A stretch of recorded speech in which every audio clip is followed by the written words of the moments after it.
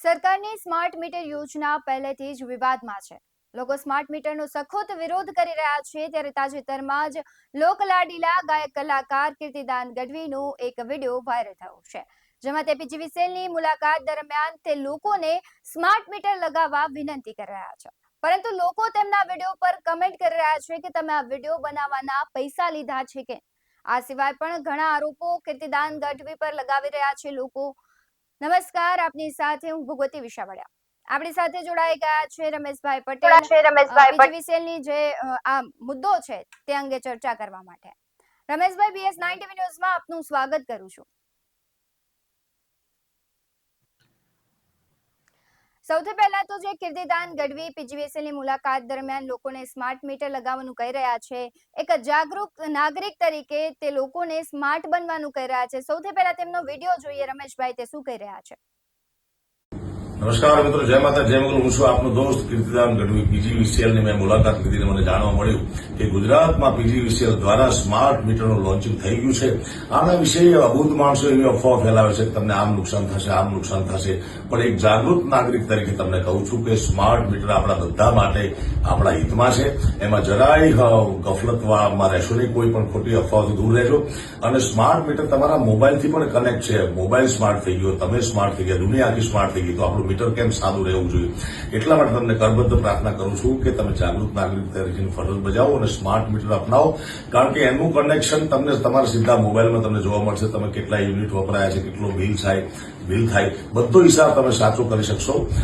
માટે તમને કરબદ્ધ પ્રાર્થના છે કે ખોટી અફવાઓથી દૂર રહીએ અને સ્માર્ટ મીટર અપનાવીએ. ધન્યવાદ.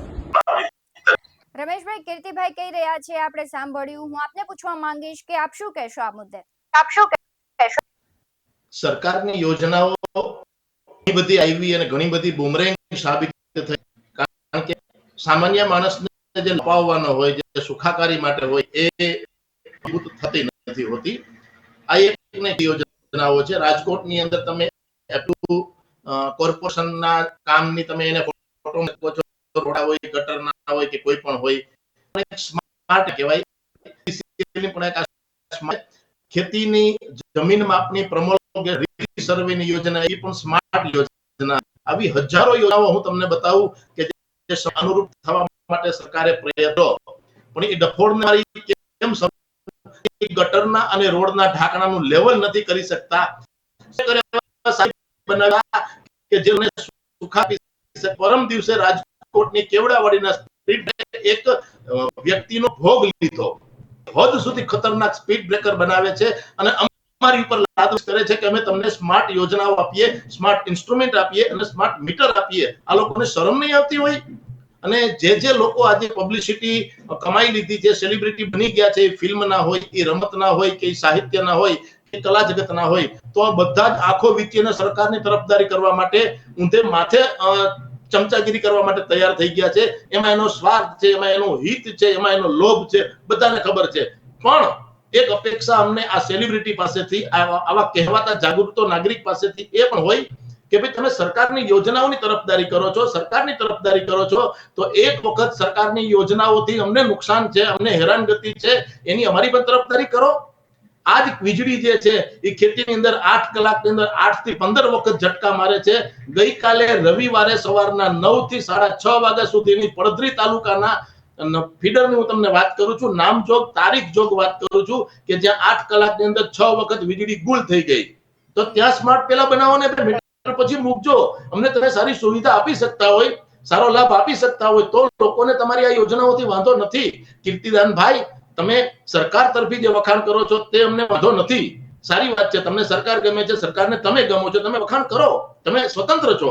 પણ એક વખત એવી પહેલ કરો કે લોકોને જે તકલીફ પડે છે, પીજીવીએલ ની જ વાત કરું, પીજીવીસીએલ ની જ વાત કરું, પ્રોપર તમને બીજી કોઈ મેટરની વાત ન કરું, તો પીજીવીસીએલ થકી લોકોને જે હાડ મારી પડે છે, જે તકલીફ પડે છે, એને પણ ક્યારેક ઉજાગર કરો ને. જાગૃતિ ક્યારે વનવે લે, એ એકાંક્ષી ના હોય કે એક આંખે દેખાય એમ. ફક્ત સરકારનું સારું દે છે, અમારું સારું ઈચ્છતા જ નથી. તમે લોકો ખેતીની અંદર એટલું જૂનું ખખડધજ ઇન્ફ્રાસ્ટ્રક્ચર છે, ઉદ્યોગોની અંદર જે કઈ ટીસી ખતમ એને રિપેરિંગ કરે, એમાં ઓઇલ ભરે, એની અંદર જે કઈ સ્પેર નાખીને ખેતીમાં આવવા દે છે. કલાકની અંદર 8 થી 12 થી 15 વખત લાઈટ જાય.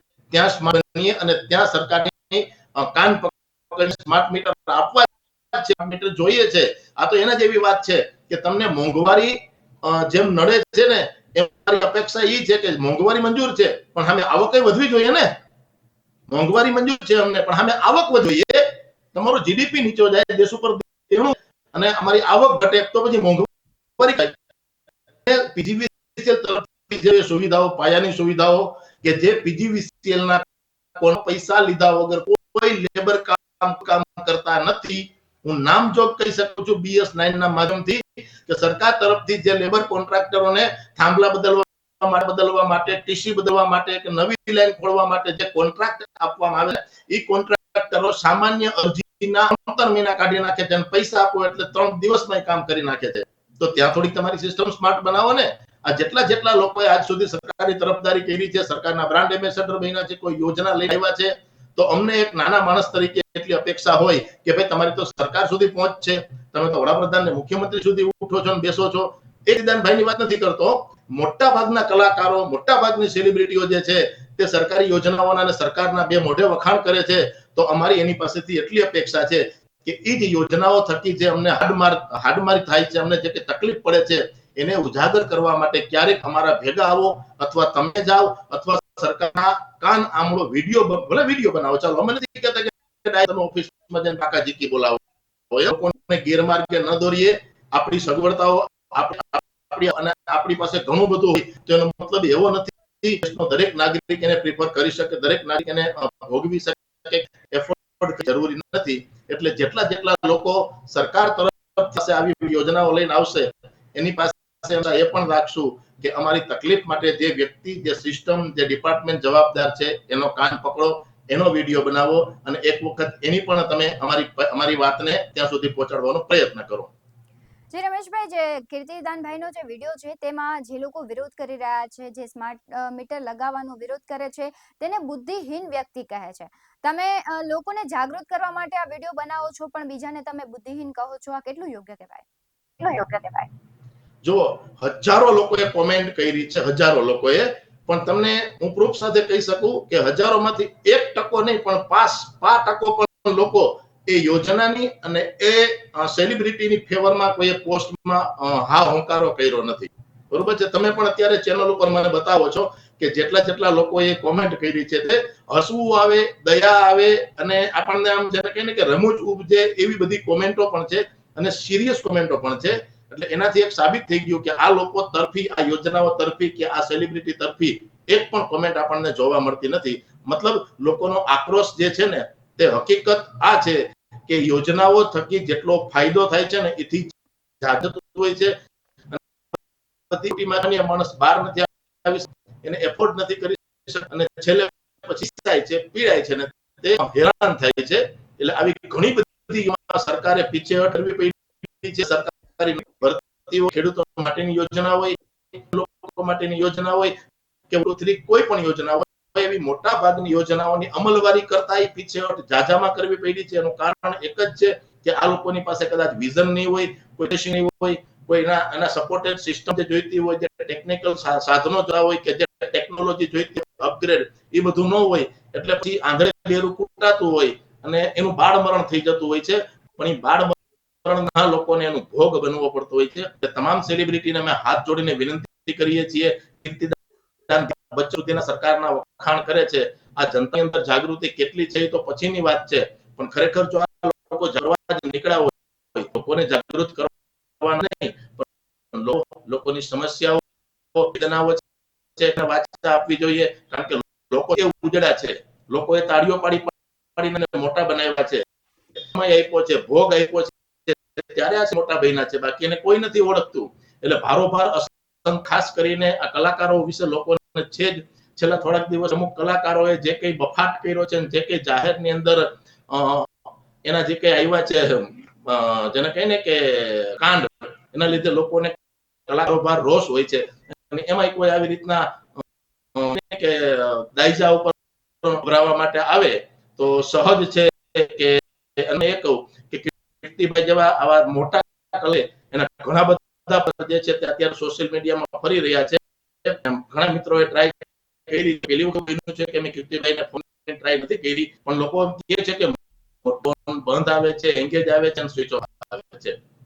જી એનો રમેશ. મતલબ એવો કે કીર્તિદાનભાઈ થી કાચું કપાઈ ગયું, લોકોના રોષનો ભોગ ન બનવો પડે થઈ અને એ કદાચ આવો નિર્ણય એને લીધો હશે ફોન બંધ કરવો. પણ એ પણ અપેક્ષા એક વખત નહીં, અનેક રાખી તમામ સેલિબ્રિટી પાસે, તમામ કલાકારો પાસે હું એક નહીં બધા લોકો રાખે છે કે મહેરબાની કરી અને ભગવાનનો ડર રાખો, લોકોની પડખે ઉભા રહ્યો, લોકો થકી, સમાજ થકી, સામાન્ય માણસો થકી બધા ઉજળા છે. ક્યાંય કોઈ તાલીઓ પાડવા માટે સ્ટેડિયમમાં કે કલાકારમાં કોઈ ધારાસભ્યોની બોર્ડની સંખ્યા નથી હોતી. એ 5,000 ની સંખ્યામાંથી 5-10 રાજકારણીઓ આગળના ઉપર બેઠા હોય, બાકી 4, 5, 25, 50 લોકો જે તે નાના માણસો છે. એને તમારી પાસે અપેક્ષા એને એમ હોય કે કોઈ આવે કે જે અમારી વેદનાને, અમારી વાચાને એ સરકાર સુધી પહોંચાડે.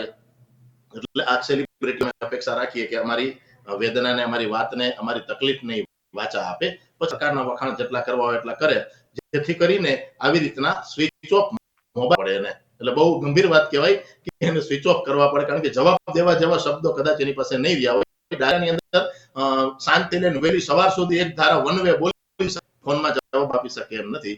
એટલા માટે થઈને આ સરકારી યોજનાના વખાણ પણ કરીએ અને સાથે સાથે એની ખામીઓ જે છે, એનાથી લોકોને જે તકલીફ પડે છે, એનો જીવતો જાગતો એને જોઈતા હોય તમે ઘણા બધા આપશું, પણ એ થોડોક પ્રયત્ન કરે. જી રમેશભાઈ, આપ જોડાયા તે બદલ ખૂબ ખૂબ આભાર. જે પ્રમાણે રમેશભાઈએ વાત કરી કે તે સેલિબ્રિટી છે, તેમને પણ સાચું શું છે એ જાણવું જોઈએ ને ત્યારબાદ સરકાર તરફ બોલવું જોઈએ. એક જાગૃત નાગરિક તરીકે દરેકની ફરજ આવે છે કે કોઈ પણ તે ઘટના હોય કે કોઈ પણ યોજના હોય તે વિશે બોલે તે પહેલા સત્ય શું છે તે જોવું જોઈએ. આ મુદ્દે તમારું શું કહેવું છે કમેન્ટ કરી જરૂરથી જણાવજો. આવા જ વધુ અહેવાલો સાથે ફરી મળતા રહીશું. તમે અમારી યુટ્યુબ ચેનલને સબસ્ક્રાઇબ કરવાનું, અમને ફેસબુક અને ઇન્સ્ટાગ્રામ પર ફોલો કરવાનું ભૂલશો નહીં. બાકી નવી અપડેટ્સ મેળવવા માટે આપ જોતા રહો BS9 TV ન્યૂઝ. નમસ્કાર.